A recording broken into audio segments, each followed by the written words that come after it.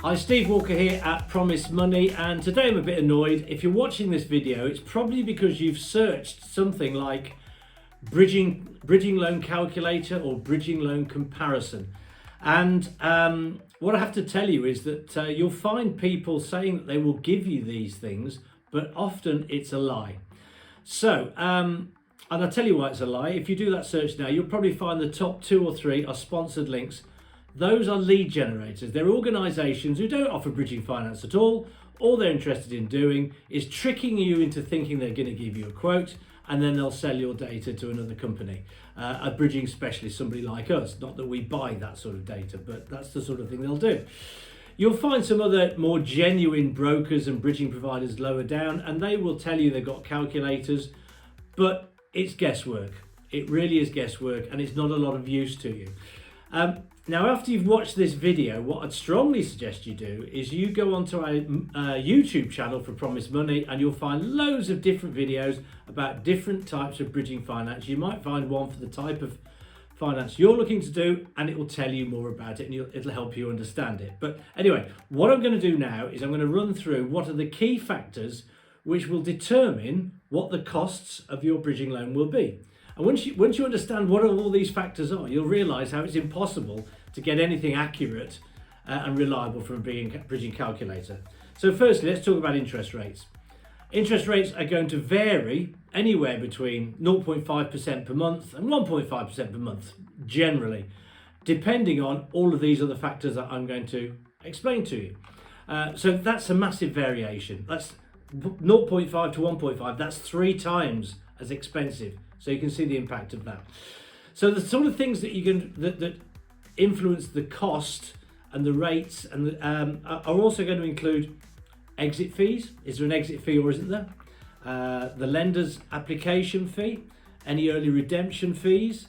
Are there going to be any default fees if you run over, if you keep the loan for too long? So there's all the fee elements that go into it as well. Then there's a loan to value. What loan to value are you borrowing? The higher the loan to value, generally, the higher the rate. What type of property is it? If it's a standard residential property, you're going to get a very different and probably better rate than if it's commercial or refurbishment or got an element of development in it. All of those rates are going to change. Is it a regulated loan or is it a non-regulated loan? Regulated loan means it's secured against your home. The loan is probably for personal use. Non-regulated, it's secured against an investment property. That's going to change the rates that you're offered. What's the purpose of the loan? Some lenders don't like doing certain things. How old are you? Some lenders don't like doing certain ages. Is it retained interest or rolled up interest as it's called, or is it serviced? Rolled up interest or retained interest is where you borrow a chunk of money and the lender then says, we will lend you the interest to make all the repayments so you don't have to dip into your pocket. And at the end of the term, we'll add all of that interest on, and we'll get our interest at that point, which means it's a bigger loan. Serviced, it's just like a mortgage. You're paying it every month. That is another factor. Then we've got your experience. You know, if you're into property investment or something like that, then how much experience have you got? That will determine whether lenders want to lend to you or not. Bear in mind, there's thousands of lenders out there. There's not half a dozen, there's thousands of them. Not so many regulated lenders, by the way. You know, if it's a homeowner loan, you're probably talking about 10 or a dozen half-decent lenders at the most. Then there's your asset background. If you're an investor, what are you doing with the money? What's your experience and what's your asset background? They're going to look at that. What's your exit? Absolutely important. Watch the video on bridging exits on our YouTube channel, Promise Money YouTube channel. Absolutely critical. How long do you want the loan over? So those are all the factors that are going into giving you a quote. And the calculators that you will see online can't possibly deal with that. Some numerical things they can deal with, but they can't possibly deal with what's the story. And that's what every lender looks at. What's the story that we can understand and get behind? So, the other thing to consider is, what are the alternatives? Because you might be Googling this and thinking, I need a bridging loan, but maybe you don't.